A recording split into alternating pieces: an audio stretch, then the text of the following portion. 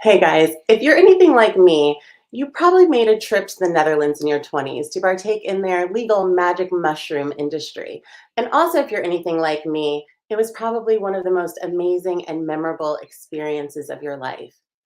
But you're wondering, as legalization creeps into the United States, what does that mean for me? And that's what we do on this show. You're watching Mind Shifting Moments. It's a show created to help destigmatize the psychedelic industry through transparent conversation and getting answers to your big questions from experts who are hands on in the industry every day. I'm your host, Margaret Williamson, head of partnerships at Nucleus, a venture studio where we create brands that aggregate data, educate people, and activate customers inside of the industry. And in my position there, I wanted to create a platform for us to ask those big questions and get the experts to come on board to help answer us. And I've got some great experts with us today. Please help me welcome Todd Shapiro, co-founder and CEO of Red Light Holland, and Sarah Hashkes, Chief Technology and Innovations Officer. Hello, how are you guys? Welcome. Hi. Hey, Margaret, thanks for having us. Thank you guys so much for being here. I think this conversation is one that is on many people's minds here in the United States, and who better to help us understand the pros and potentially the cons of legalization than you guys. So maybe let's like the cons, like those who go to jail, not like, or the cons, like just the negatives. Well, hopefully you can explain that difference, right? Walk For us sure. through both in case if there is a component. I like making Sarah laugh. I noticed I made Sarah laugh for a moment there. Right? That can be a win. We'll do a counter, right? When we add it back. How many times can we do that? It'll be maybe 2. I'll get to 2 today. Sarah, you think I can get to 2? We'll see. All right. But, hey, let's kick it off. Like, can we start from that big question? If someone were to say to you, okay, what does Oregon's legalization mean for me as an individual citizen? How would it impact me directly? Will it impact me at this point if I don't live in Oregon? I think it can impact anybody that can get themselves to Oregon. And one of the really nice things about the Oregon legalization framework is that you don't need to have any type of diagnosis. You don't need to have a doctor that tells you something is wrong with you. Any adult, 21 and older, that wants to get access to natural psilocybin will be able to do this inside of a service center that is licensed while being supervised by a licensed facilitator. So they're still not letting people take psilocybin home. It's not like the marijuana model. It's not like the medical marijuana model. But they are understanding that, and they did a lot of research. They covered, all the years back of research and really realized the potential that this has in many different domains, from mental health to helping people build connections to spirituality. And they've decided that they want to give people access to that. Why Oregon? I think I've been there. I've done a road trip, and I think Oregon was also on the forefront both of legalization of marijuana, and they're very liberal, and they're willing to push the boundaries and be at the forefront of this. It's also very community based. It's not a very big state, so it might be easier to pass regulations when people sort of know each other. And there were a few people behind this really, really pushing for it. So we're grateful for that. And go ahead, Todd. I was just going to say, to add to that, it's really interesting. So I live in Toronto, Canada. Red Light Holland, of course, operates predominantly in the Netherlands, but we have, just regular mushroom farms. We have one in New Brunswick, which is east of Ontario. We have one in Halifax, which is also east of Ontario here in Canada, building one in Peterborough, just north of Toronto. So, lots going on with the company. But, in terms of where the psychedelic space is and the recreational side of things, I can walk out of my office. I can go down to the street. It's called Queen Street, probably the second biggest street in all of Canada, next to Yonge Street, where there is a legal magic, not legal, sorry. There is a operating magic mushroom retail shop, like a dispensary right now. You can see it, big rainbow letters or bright letters. It's pretty obvious. It's like right in your face. They're not trying to hide from anybody. And so when you ask a question, what does it mean to me about what they're doing in Oregon and potentially other markets that they're looking to regulate and have a regulatory process around. To me, it means something that is called knowing where product comes from and knowing what the consistency might be for that product, or at least who's farming that product, who's producing that product, who is ensuring that they're paying the taxes on that product. So you're giving back to the community that Sarah speaks of. It's a regulatory process that I think is very important. So listen, I'm not going to sit here and crap on someone's private business model where they're trying to really push regulations because, and push the boundaries, quite frankly. Could cops come in there and raid them? I'm sure at any point they could. Will cops go and raid them? I don't know. There's a lot bigger problems right now, like fentanyl overdoses and gun crime and domestic abuse and, really scary things going on in this world. So they might let the magic mushroom slide for now. With that being said, I think this is the stuff that forces these regulatory processes. And what it means to people, again, is getting product that you can trust. And that's how I think people should look at and view this. And also facilitators that you can trust. Maybe app support systems that we have in the Netherlands that you can trust because it's privacy first. It has to be consensual for us to take your information and use it as data that we have provided towards what they're doing over in Measure 109. So it's really about, I think, a trust factor, what it means to people. So can you guys speak to that? Maybe, because you've already put some of these measures into place, right? You guys aren't new to this game where so many players that are going to be in this market are going to be brand new to it. You guys are the ones that have the expertise. Speak to that a little bit. Some of you talk about an app, some of the support services, because you've maybe already stumbled over whatever obstacles could be coming down the pipeline for some of these other companies. I'll pass it over to Sarah in a moment, but it is neat. Like in the Netherlands where we can operate, we grow magic truffles. We have a farm, we have a distribution company. We sell to hundreds of smart shops. We own 2 smart shops of our own right now, one in Oost, a town, and one in Utrecht. And for my Netherlands listeners, if I pronounce Utrecht wrong, I'm doing my best, okay? Every time I'm trying to get better. I think I'm getting better at it. I used to say like Utrecht. Anyway, so what we're doing there is not just working within a legal framework. We're making sure that we are a responsible use, educational, informational company. And Sarah and Radix Motion, which we work with and acquired actually, but whatever, we're just all one big family here.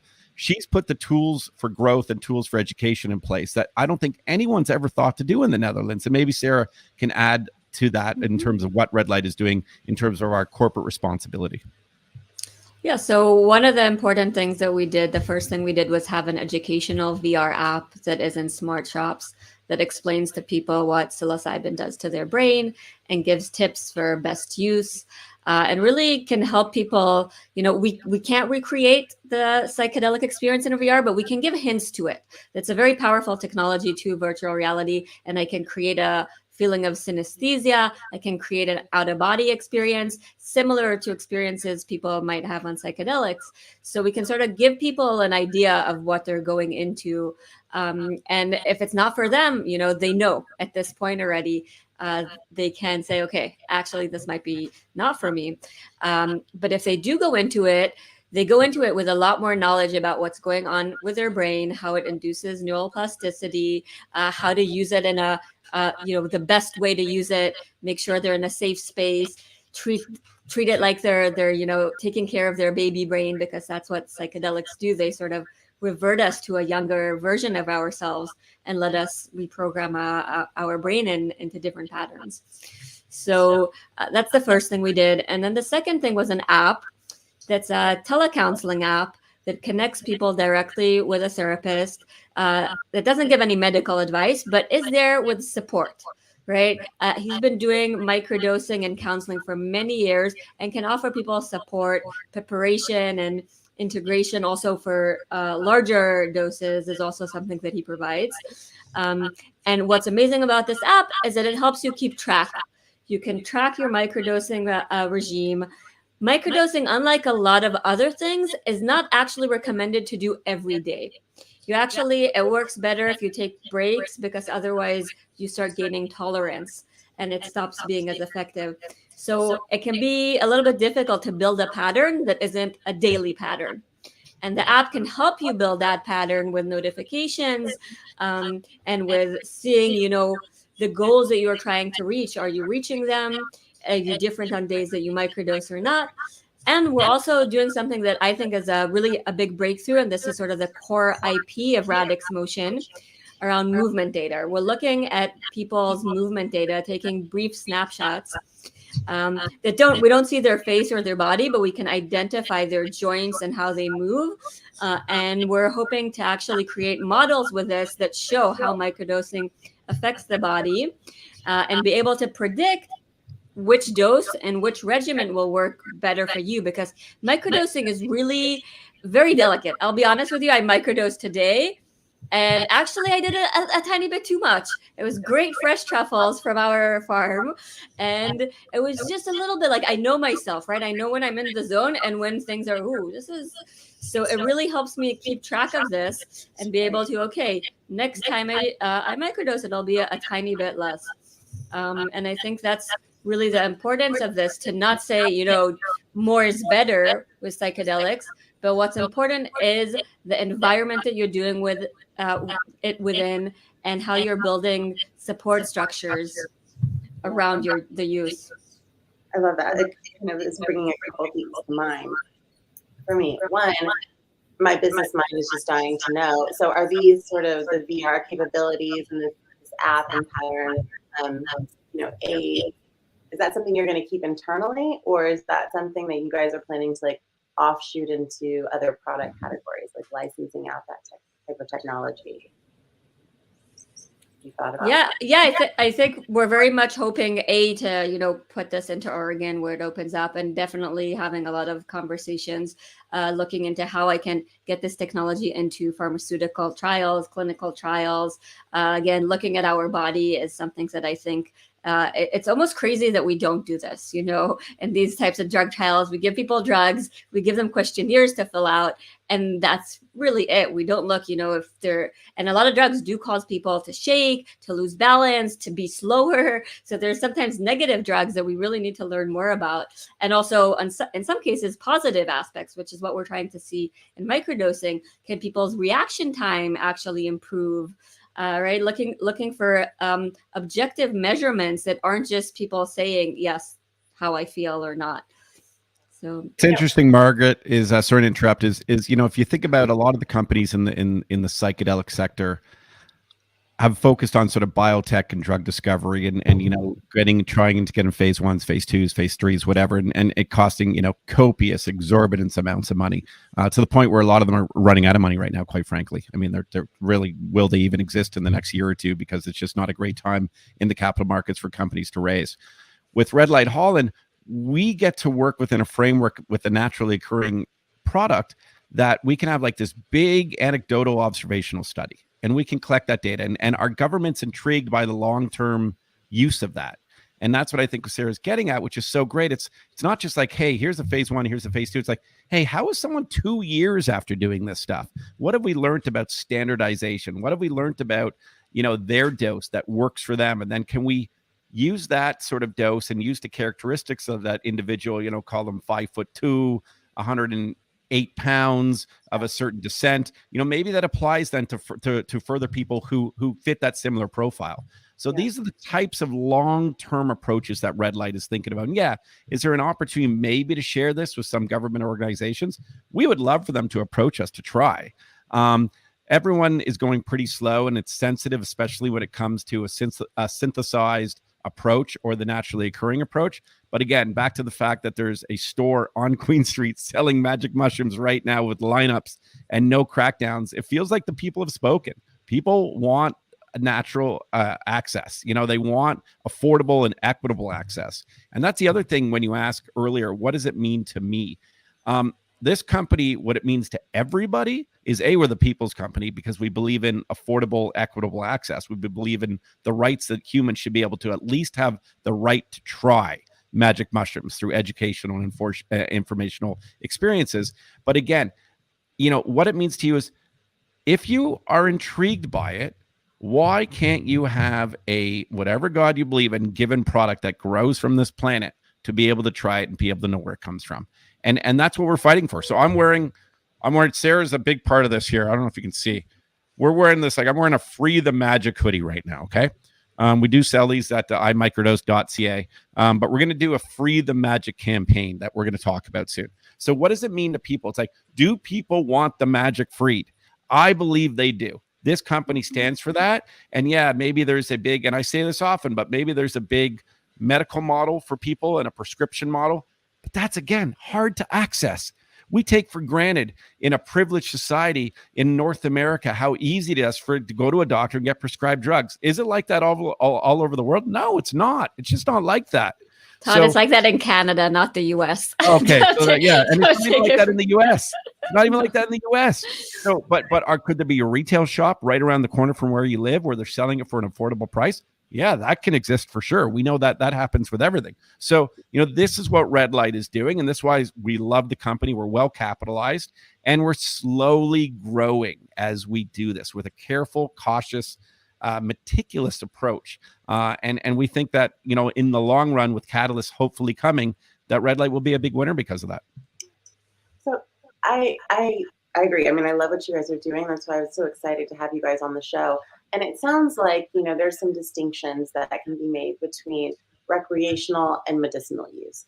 Sarah, you talked about really early on that we're not really following that medicinal marijuana protocol and structure, but I think there's a lot of people that hasn't clicked for that, right? They're just thinking that it's going to be that same kind of rollout. What's your guys' opinion? Can you speak to that? I mean, is recreational use? Honestly, I think that's a false dichotomy made by the Western world. I think having a healthy recreational life is mental health. And I think Oregon understands that. That is, again, what I really do like about the measure, that they're not saying, you can't do this if you just want to go explore yourself or connect to deeper parts of yourself and in whatever way you want to do it. That's fine. You do not need a medical diagnosis. If you want to go with a group of friends and just connect to each other with a facilitator, that's allowed under the measure. So I think that's really important. When it comes to the legal word of medicalization, it really means, do you need a doctor involved or not? Right? And in Oregon, you will not. Neither. It's the same in the Netherlands, right? So then maybe we need to explain that to people. I think a lot of times, right, when they start talking about drugs and legalization, that there are certain triggers that happen in people's minds, right? And so they think, oh, this is a controlled substance. This is something that can do me harm if I'm not under the guidance of a doctor or a pharmacist. Are those types of things still applicable to mushrooms? Listen, there's so much evidence by now, so much evidence that this is the absolute safest substance. Compare it, to alcohol, way safer. Compare it to Adderall, way safer. Any recreational substances or medicinal substances, psilocybin has one of the safest profiles of any substance. There's virtually no physical overdose possible. Yes, you can have difficult trips if you're not doing this in a place you feel safe in. It will be a magnifying glass. Right. Psilocybin, however, doesn't really, there's a little bit of misconception when we think about, hallucinations and things like that. Psilocybin doesn't trigger paranoia, for instance. Like some people get paranoia from weed. Psilocybin doesn't trigger that. If you're in a safe place, you won't feel unsafe just because of the substance. So it is very powerful. It breaks down the previous knowledge that our brain knows by activating this receptor called the 5-HT2A receptor. And when it breaks down that previous knowledge base, whatever we're in right now becomes way more important to our brain. So it is really important to do this in a place that you feel safe. I like always giving this metaphor, which we also can play actually in the VR, of building sandcastles. Your brain is constantly building sandcastles. Reality is not something that we experience. It's something we make from a neuroscience perspective. And the sand is the incoming sensations that are coming through our eyes and ears. And the buckets are what we've learned throughout our life, sometimes even from the womb, right? These things can go really, really deep in how we experience reality. And psilocybin takes these buckets and loosens them, diffuses them, breaks them down, and lets you really experience reality in a new type of way. And that is incredibly powerful for anybody that's, grown up with some type of trauma that they just feel is part of them. Suddenly it's not part of them. The bucket has diffused, it's broken down, and it's a different reality. So for anybody who thinks this is, a dangerous substance, that's really only if you are afraid of looking into yourself, right? If we feel confident that we can look into ourselves and actually grow, there's nothing to be afraid of this substance. It's like when people avoid therapy Right? because they're afraid to look into themselves. Not the best analogy, but you'll hear that often with men. The big joke is like they're too scared to go to a couples therapy or something. Well, maybe when if you do psilocybin, and if you do it obviously in these careful environments, it allows you. And I don't know, Margaret, if you've ever tried it, and I'm jealous that Sarah's in the Netherlands right now and can do it legally. Because I'm sure as hell not going to show up on the store in Queen Street right now. I don't think that would look good as a public-facing CEO of a company where we work with Health Canada because they've given us psilocybin approved import licenses and things. But have you ever tried microdosing? I have, yes. And what are your thoughts around it? What does it do for you? Yeah, I mean, for me, it's a lot of what Sarah said. I haven't had a lot of experience, but I've been fortunate enough that, that's a true story. In my 20s, I studied abroad. I went to the Netherlands. We went in to just a coffee shop, cafe, picked it out of the cooler. Had no idea. There was no set or setting, conversation. There was no education that I had taken around it. Put it on some peanut butter, in a sandwich, ate it, and went to the Van Gogh Museum. And it was just, to this day, I get chills thinking about it because it was just such a transformational experience for me. And I took the audio tour, not knowing what this substance was going to do. And I still can't quite put my finger on it other than to say, like, everything came alive. And to what Sarah was saying, I was able to see my surroundings in a way that I'd never experienced before. And it was only heightened because I had never been to the Netherlands before. And so it was just all so special and different. And so that was sort of my experience, open and shut case with magic mushrooms. And it wasn't until I got into the community and began working here and got connected with the Mind Army, I was able to go on a retreat and, experience some different compounds. And now I understand more. I always say that it becomes clear those people who have been able to experience the compounds and are pushing the industry forth because they want to see like transformative change, and those people who are inside and excited about the industry because they see opportunity. And it doesn't make one right or wrong because the reality is they both exist, right? There's tremendous opportunity from so many aspects, from betterment to financial gain to, do you know what I mean, establishing businesses and foundations. So, yeah. Well, we got a job for you as a brand ambassador at any time if you want it. I'm just saying. Well, as I learn more about what's happening in Oregon and the future of that, but you mentioned real quick, I'd love to ask before we hop off, farms. I want to place this into perspective for some people, especially here in the States, that when we talk about the opportunity, what could be coming with these legalizations is potentially another like cash crop, right?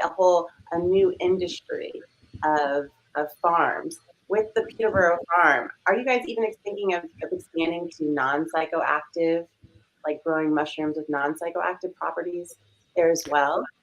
When it comes to the farm, so two angles, right? One, mushroom farming is mushroom farming, meaning, there's just different strains, different substrates, different spores, whatever it may be. But a mushroom farmer knows how to grow mushrooms. In the interim, right, we're not focusing, when it comes to the Peterborough farm, we're just focusing on exotic mushrooms. We're not focused on anything outside of exotic mushrooms, not psychoactive, not psilocybe or whatever. So the reason being, though, that how that relates back to the company is the infrastructure is important, but more importantly is the money.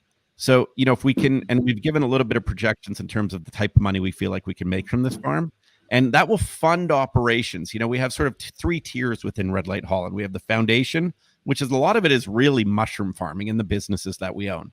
Then you kind of got this middle ground of advocacy and research and tech development and the stuff that you invest back into the business for the future. And then you kind of got the top part of the triangle. I'll look on the camera here. The dream theme here. What's the dream? What's the theme?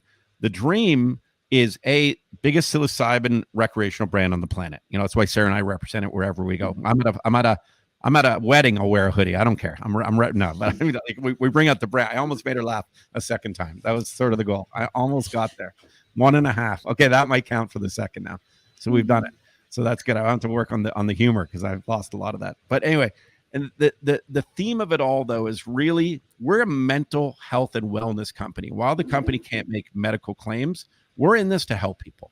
We're in this to prove out what we feel like down the road one day will be a given, that microdosing helps people. We can't say that on a medical level. There's a lot of studies going into showing that it does do that now. And Sarah could talk about, way more studies that are already talking about the many different positive benefits of psilocybin.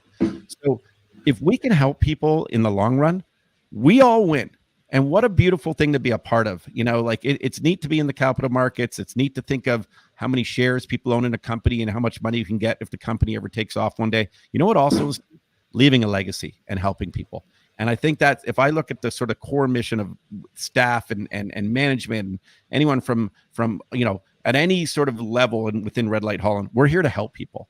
And I mean, that's what our mission is. So it might be a little bit of a tortoise versus a hare approach. It'll take time, but we believe that that's what we're going to do. Well, we're excited to watch you guys do it. If someone does want to get involved more, either with Red Light Holland specifically or what's going on with the progress in Oregon, how can they get involved? Are there any ways that just as an individual citizen you can continue to empower yourself? So I'll do a couple of cells, and then Sarah will tell you about, we're early with the Free the Magic, but more information is coming out with that. If you want to go to happycaps.ca, first and foremost, you can go buy some home grow kits. They're lion's mane, they're shiitake, they're oyster. And part of that, you asked about the farming. Again, I didn't really answer the question now that I think of it, but I'll do my best. Maybe one day governments allow for home grow psilocybin magic mushroom kits. So look at the foundation we've laid there. We're getting customers, we're getting retailers, we're getting know-how. So you can go to happycaps.ca and order your magic mushroom, not your magic mushroom home grow kits, but your exotic mushroom home grow kits. We also are going to launch a product one day with Wiz Khalifa that are also home grow kits called Mr. Caps. And we're working on that, and that's going to be amazing. The branding behind the scenes is off the charts, insane, and I can't wait to display it to everybody probably soon, soon enough. You can also support us by, wearing merch and looking up and doing your financial due diligence. Of course, speak to financial advisors, but looking to see if this is a company you would consider supporting. You can do all that. I can't give you any advice on that stuff. Red Light is not going anywhere other than trying to go up and through this growth of multiple faceted businesses. And if you're in the Netherlands, you can visit our smart shops. You can visit other smart shops that we sell products to through our distribution company. So you can support the industry. But more importantly, I think one of the things Sarah's really working on is how do we make sure that the knowledge of and ending the stigma is there? And that's what Free the Magic is going to represent. Right, Sarah? Yeah, and one more thing, if you are in Oregon and you're a resident of Oregon, because that's part of the measures, they're only going to really allow residents to actually be part of the measure. And we started a program that's called Red Light Set Go to help locals, especially from different marginalized backgrounds, to try to get into the industry, because it is going to be very regulated and it's not so easy. And we have one advisor there already called Shunji.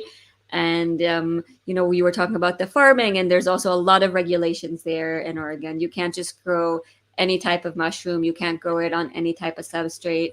They're really trying to sort of play it safe. And hopefully within a few years, once they see that it's working, they'll open up the industry a bit more. Thank you guys so much. I'm so glad you mentioned both those things. So we'll make sure that everybody gets links to those programs as well to help spread the message. But I think we definitely achieved our goal of shifting some mindsets around what does Oregon's legalization mean to each of us, and the future is bright. So thank you, Todd. Thank you, Sarah, for joining me today. And thank you all for watching. If you have an idea for another mind-shifting moment, please send it my way, and I'll talk to you guys next week.